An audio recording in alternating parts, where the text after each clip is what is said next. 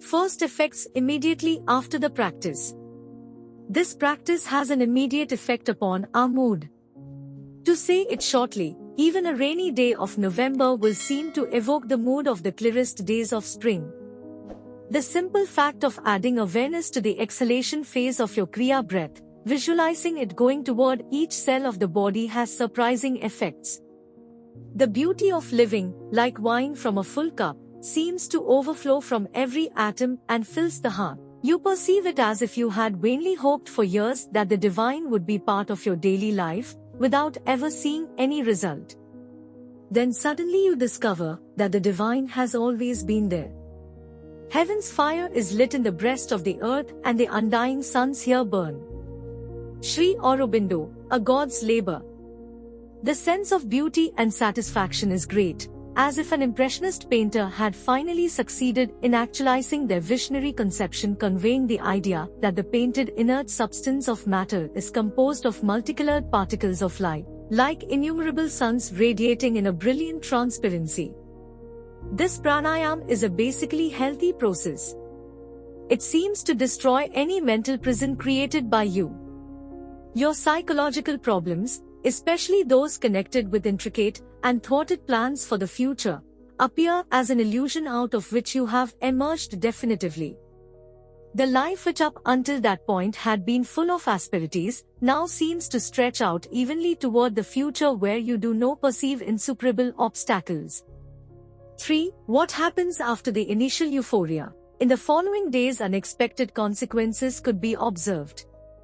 The image of an anthill that's been disturbed comes to mind, countless ants move at a frenetic pace.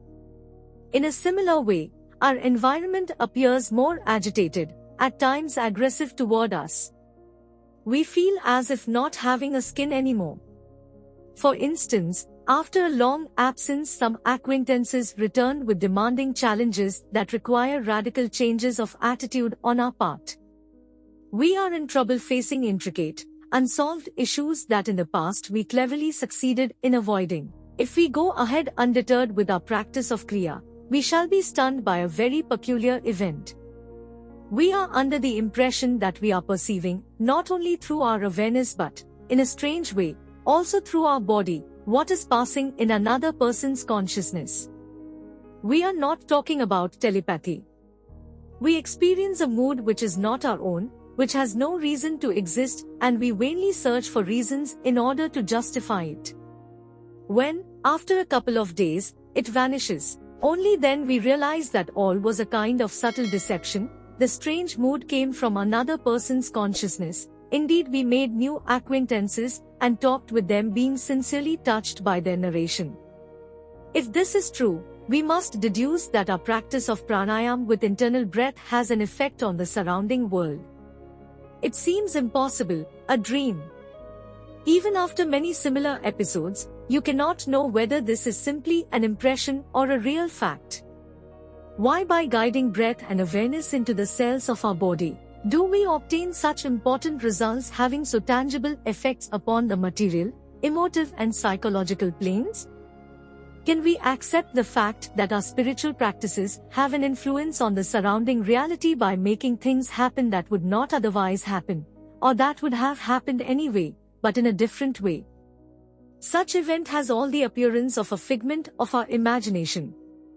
The principle of causality implies that the world ignores what happens inside our consciousness.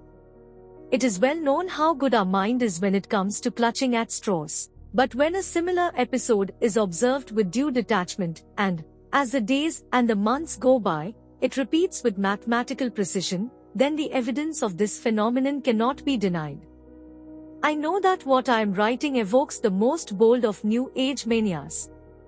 It is only after listening to similar effects by other researchers, and on account of my commitment to total sincerity, that I have made up my mind to write about this particular experience. 4. Ascending and descending phase of each spiritual path. In my opinion, each authentic spiritual path has an ascending and a descending phase. The ascending phase is what is commonly intended with mystic path. The descending phase usually happens automatically, and it is the phase where the mystic acts for the good of other persons. Usually we never take time to describe and understand the descent phase. It is not easy to realize factually that a single person's spiritual realization has an effect not only upon those who are in tune with that person, but also upon those who are simply physically in the nearby. The spiritual efforts of an individual influence those who are around. Moving towards spirit means acting in inconceivable ways to reason. We have the intention of living peacefully, always attuned to divine joy.